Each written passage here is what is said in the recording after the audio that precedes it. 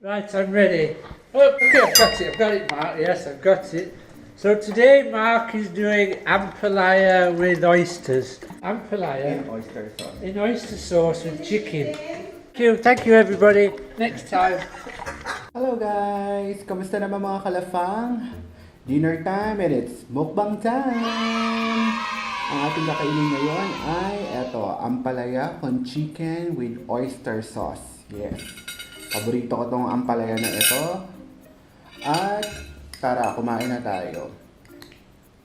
Nga pala ha, hindi lang mukbang ang gagawin natin ngayon. Ituturo ko din sa inyo kung paano ko niluto ang ampalayang ito. So kung nagsasawa na kayo sa typical na ampalaya na may itlog, subukan nyo tong aking recipe. Okay? Siyempre una, magpainit ng mantika at igisa ang bawang. Ngayon na lang apoy ha, kasi baka masunog yung bawang nyo. Hindi masarap pag sunog ang bawang.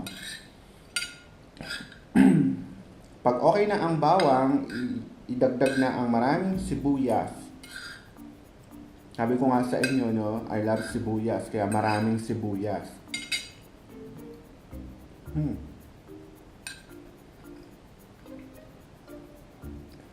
At pag okay na ang sibuyas at bawang ninyo, idagdag na ang chicken. Ang chicken na ginamit ko dito ay chicken breast, hiniwa ng pahaba-haba. Katulad ng hiwa natin ng ampalaya at ng bell pepper. Pag okay na ang inyong chicken, nagisa na siya, idagdag nyo na ang ampalaya ninyo at saka ang red bell pepper.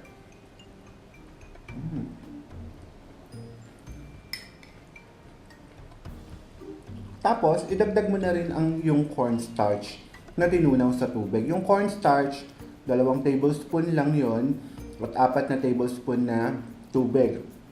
Didissolve mo lang yung cornstarch dun sa tubig. Yun.